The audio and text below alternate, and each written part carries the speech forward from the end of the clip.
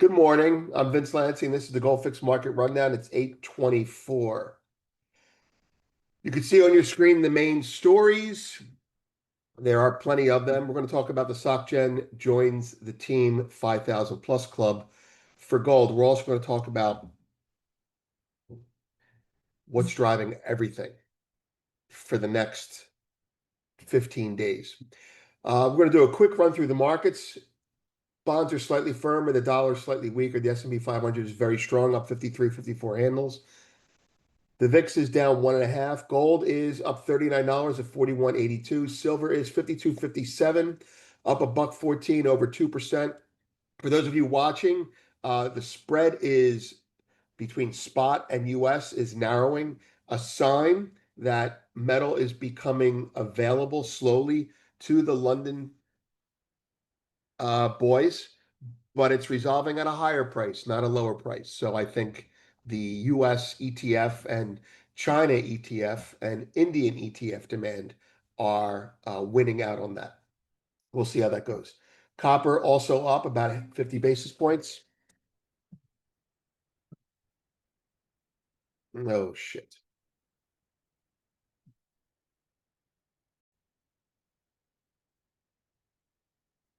Okay, so where were we? Uh, the prices are going higher. There you go. All right, so let's move through this in quick succession.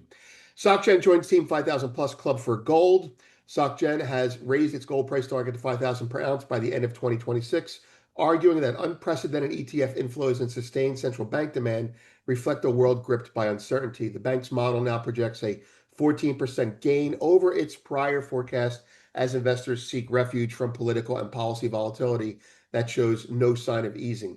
More importantly, to our own analysis, they indirectly explain and corroborate why we feel gold and silver have chosen now to rally as they have. The answer is the Trump-Xi meeting ramp up as measured by the SG uncertainty index on your screen there. That is why it is happening now. China and India, we feel, are flexing pre-summit. You can find the rest of that in SocGen joins the Team 5000 Club in gold. We're going to move right to that continuing story. We believe that resource negotiations are in disguise right now. So markets don't just trade prices, they trade power. And right now, China is flexing one of its most potent levers, its control over the raw materials that power electric motors, defense systems, and critical infrastructure. In early October, Beijing expanded its export controls, adding 5 new rare earth elements and tightening security over semiconductor, magnet, and technology inputs, just ahead of the Trump-Xi summit. As expected, the United States retaliated. Trump imposed 100% tariffs on a broad swath of Chinese goods, citing Beijing's coercive trade moves. There's that. China struck back rhetorically, calling the U.S. response hypocritical and defending its export curbs as necessary for national security. That standoff rippled immediately through commodity markets. Gold shattered its previous limits, topping $4,200 per ounce for the first time ever, a jump driven by a blend of safe haven demand and expectations of rate cuts and ETF demand coming out of 3 countries. Silver also surged, revealing the fact that we think that someone in London has a problem, but that problem has been there, and China's just exposing the cracks in our foundation. Up 3% in a single session as a, quote, historic short squeeze plays out amid trade fears. At the same time, China's rare earth controls began inflicting real damage on global manufacturing. Europe's auto sector sounded alarms. The Italian parts lobby warned that depleted stockpiles could soon trigger widespread production and bottlenecks, as reported by Reuters. I will say that that's a bigger risk to us too. We've got 6 months of rare earths because we need them for military production. Now, to bring up the chart that I discussed earlier, the one comparing U.S. policy uncertainty index in black with global ETF flows in red. As the black line spikes, money floods into tangible assets. The pattern is unmistakable. After each tariff escalation or export control pause, both lines rise together. And even when the other line drops, the red line continues to drive. This is the key shift. Gold, silver, lithium, rare earths, they're no longer separate asset classes. They become co-moving signals of geopolitical stress. When uncertainty rises, markets bid both monetary and industrial hedges higher. As one strategist observed, we are witnessing resource power replace interest rate power as the world's main geopolitical weapon. That's a good phrase.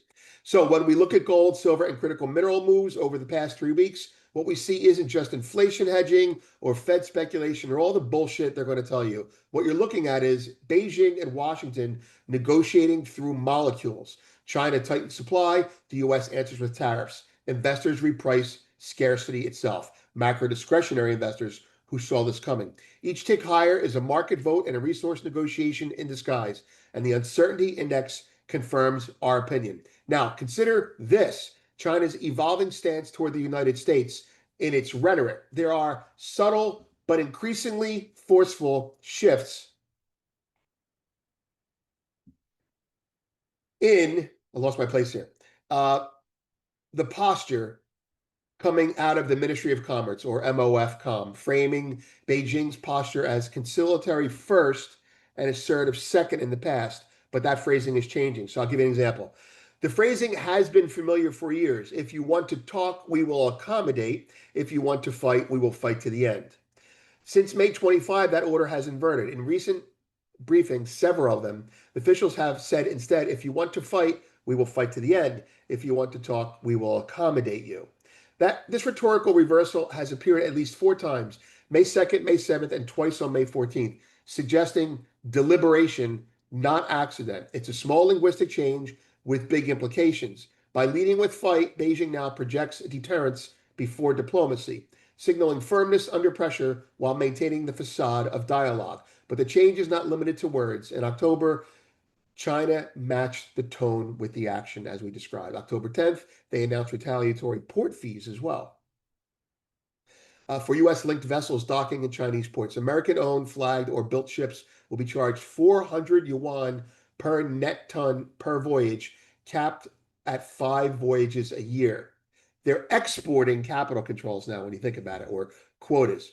It increased to with scheduled increases to 1,120 yuan by 2028. China's Ministry of Transport described these explicitly as countermeasures against what it called discriminatory U.S. practices. Just one day earlier, MOFCOM, however you say their name, had unveiled sweeping export control measures on rare earths and associated technologies, as we already mentioned. Look, the new regime expands licensing to cover even foreign-made goods that use Chinese origin materials. It's a presumption of denial concept introduced for exports to military end users and brings semiconductors and AI-related applications under direct review.